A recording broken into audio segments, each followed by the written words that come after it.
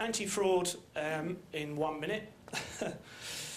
What we're trying to do is, first of all, help the industry by understanding some of the causes of digital ad fraud, and we put some guidelines out back in the spring on that.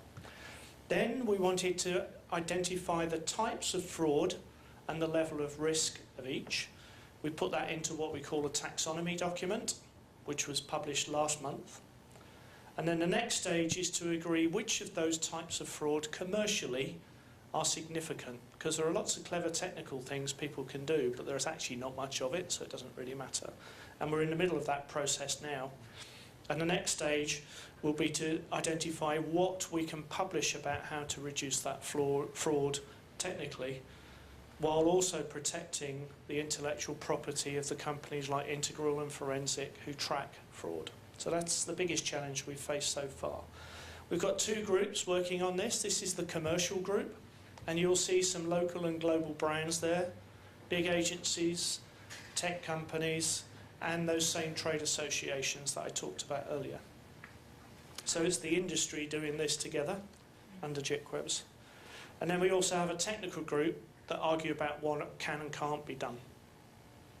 Once these two groups have agreed the principles, they get proposed to JICWebs, and those 5 people vote. And that's the next stage. So what we want to do is publish who's prepared to be independently reviewed, like we did for the brand safety stuff. Work with them under NDA to understand how they reduce the risk of fraud, and then verify that they're actually doing internally what they say they're doing. We will not publish how they do it, because if we do that, the fraudsters will immediately go around the side of it, possibly. But what we will do is make sure we thoroughly check that what they say they're doing is true. So if you want the reference documents, they're up on the JICWebs website. The left-hand one is for advertisers and their agencies to help them reduce the risk of ad fraud, and the right-hand one is that taxonomy. So just a brief reminder, what we do is, with JICWebs, is we use these 3 Ds on the left. We debate what the issue is, and we bring realism to that debate. Realistically, what can we actually do? Not idealistically, it has to be 100% viewable, because that's just not realistic. So bring it real. Then bring transparency by defining the principles that people can apply. And then the last bit's important when you're choosing who your supplier is, and this is where the ABCs have an opportunity throughout the world. Ensure compliance with those principles. In other words, deliver that stamp of trust that people recognise ABC and others for. And one last thing.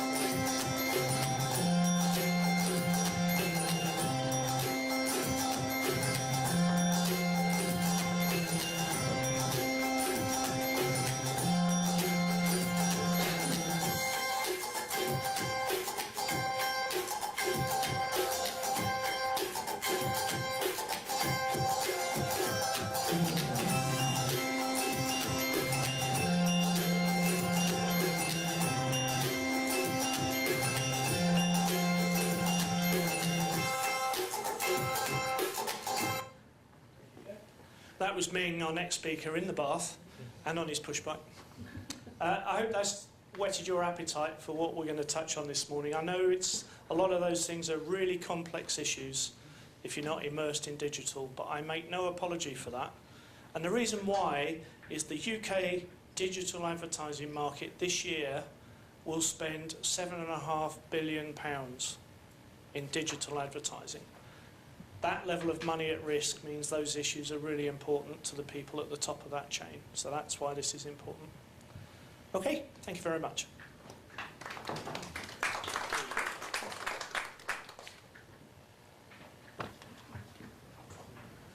Wow, Richard, you've given us something given us something to get us going to start our day with. A new term, murkiness, something I've never heard before, and the fact that craft alone are only prepared to trust 15% of their digital ad impressions. So I think there's it certainly proves that we all have more to learn about the digital ad space and what we can do to protect our clients and their members. So while Ming gets set up, I'd like to introduce Ming Liao, who's Head of Marketing Science at APAC for Facebook. Ming, his team works with businesses to help them make better decisions and to become better marketers. They help businesses understand consumer behaviour on and off Facebook by providing actionable recommendations to optimise investments. Prior to Facebook, Ming held senior positions at Unilever, Mindshare, Nielsen and SAS. So he actually comes from a fantastic media background. So with more than 10 years in digital marketing, analytics and insights, and I look forward to hearing Ming talk further on the subject of viewability this morning. Ming. Okay, good morning. Thank you so much. And it's my great pleasure being here and sharing our thoughts about viewability and how we want to move forward with the industry and organizations. Okay, thank you for introduction, Heather. And I'm the head of marketing science in APAC.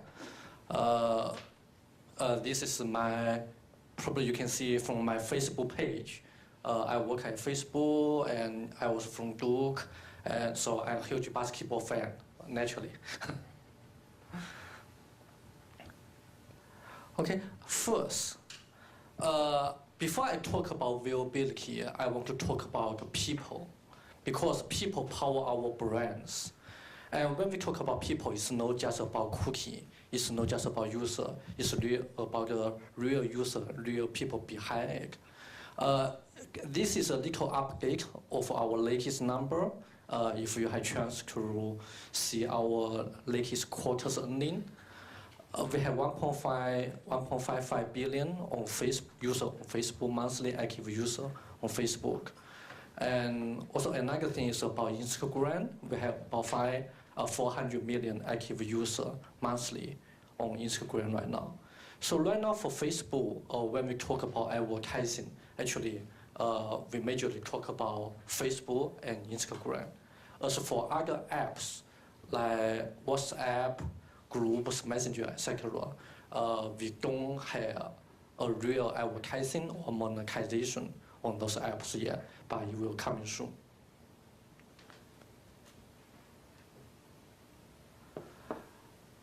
Okay, so what you need to know about Facebook, especially about, I assume some of you heard about this small company. Yeah, I'd like to tell you more about from advertising perspective. First, we have target reach at scale. As you can see, we have 1.55 billion monthly users, and we know a lot those users by respecting their privacy and also understand their behavior, and also work with different partners, like some third-party data partners with offline purchase behavior, like some online media partners, other online publishers, to know more about their online behaviors. So we have the capability to link those behaviors together and try to design a better targeting capability. So the first thing is about target reach at large scale.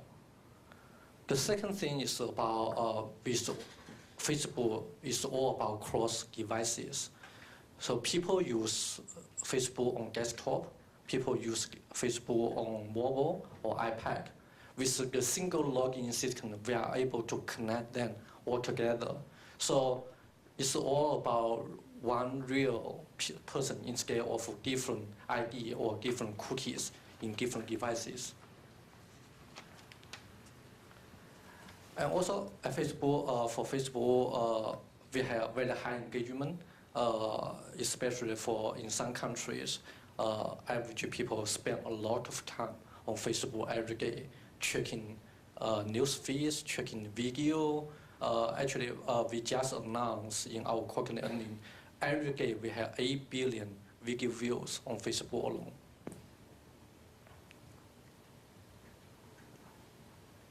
And Facebook ads is also about comparing creative. It could be simple text, it could be simple image, it could be video, and also it could be virtual reality in the future. Actually, just about 1 month ago, Facebook will announce about 360-degree video. You can view the video in different views, like a virtual reality environment. Okay, with all this being said, what really matters is the next one. It's the proven result. As Heather introduced, previously I was from Unilever. Unilever and Facebook are very different companies, but it's very helpful for me to combine these two different perspectives. Okay, what we talked about previously is what media wants to offer, but it's helpful for us to think what advertisers really want. For example, do we only want to measure reach, for example, impression, clicks, or do we really want to know more? What really matters to advertisers is useful to combine this perspective when we think about what result means. By talking about this, actually in Facebook we do the measurement in 3 levels. First level is about reach. This is about impression. This is about the reach.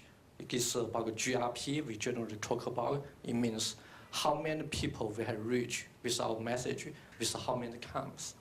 I think circulation, for example, in the prints, GRP in the TV, impression in the digital, talking about the same thing. But for advertisers, there are 2 more levels. Another level is about resonance, especially for brand advertisers like P&G, like Unilever, like Coca-Cola. Sometimes we want to build our brand, we want to increase our awareness, increase our recall, increase our purchase intention. So what really matters here is how those campaigns, how those advertisings can really change the brand perception, can change brand metrics based on our media exposure. In Facebook, we also help to measure this by working with third-party independent agencies. For most companies, what really matters is the final one, the reaction. It is what's the business outcome, what's the financial value we can create from the media exposure from the ad campaigns. For e-commerce, it's relatively easy. It could be just online sales. For offline, for FMCG, for auto, it could be more complicated. It could be offline sales, which is more difficult to measure. But again, in Facebook, we are also working with companies like Nielsen, like also like Kantar Work Panel, like a lot of research companies to measure the impact. Yep. The reason for me to measure this framework is when we talk about viewability, actually we also want to think in terms of those 3 levels, not just about how much percentage you view a consumer or user can see. It's also about how much impact we can bring to advertisers based on these metrics. Okay, in following, I'd like to just talk about very briefly about viewability. Previous Rachel had already mentioned, done a great job and introduced the viewability concept. So when we talk about viewability, sometimes we kind of combine 3 things together. First is about fraud. It's about how some companies or some industries build using bots or robots create some fraud impression, create some shaky impression, which actually never exists. It never exists at all. It's still a big problem. The second issue is about non-visible impression. It's even below the fold, or it's just pour under the traffic. So consumer never had the opportunity to see it. This is the second one, non-visible impression. The third one is what we talk more about viewability, is about if consumer only have partially or fully view an impression or not. 50% or 100%, 1 second or 3 seconds or 10 seconds. So this is about impression which are not completely watched, but it's shown but not completely watched. As for Facebook, our stance is we definitely agreed we should move with the industry to really value viewable impression over search impression in scale of over search impression, not just how many search is about how many have opportunity to see by consumers. So if impression within a browser gets no view by a person at all, has no value to advertisers. This is our stance. So we totally agree with the industry organization. Okay, for all Facebook impression, actually, we meet first 2 requirements in the meantime. So no fraud, no human traffic at all. It's, if you can see, it's more about news feeds. It's about news feeds in each people's either browser or mobile device. So it's all real traffic. And also, all impression will enter the browser or the video mobile screen. So all impressions are visible. We only count those 2 impressions. This count for 2 impressions. As for the third one, if an impression is viewable, but the consumer or user had the ability to skip it or make a choice to view it totally, we will leave it to advertisers' choice.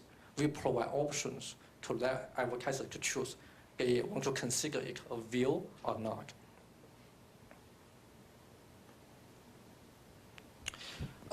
In September and also in October in advertising week, we announced 2 new functionalities. One is we had the option to buy 100% in-view impression. It means we allow advertisers to choose this option. They can define is either 3 seconds or 10 seconds or the full video view. They can choose only pay for those impressions. If a video impression doesn't meet its requirement, they don't have to pay. The second thing is we work with the third-party agency Mode to verify if the impression is viewable and also the view length of a video or display. So we already work with Mode, and we are already working on some pilot campaigns. The full collaboration or the full tracking will be available early next year, and it will be available both globally and also in APAC.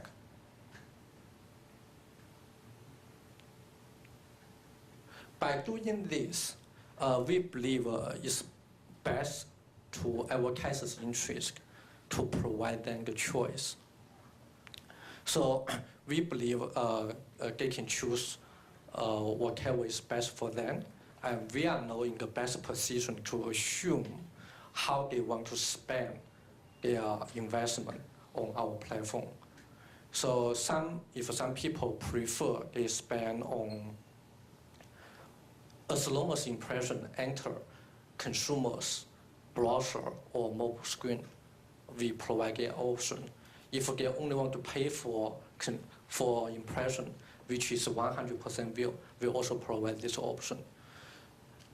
So by doing this, it's easier for advertisers to buy impressions across the platform, make it comparable. For example, if they want to consider impression only, they could use the same scanner in print, in TV, in digital. In digital, you also can apply to YouTube and Facebook. They can use the same scanner.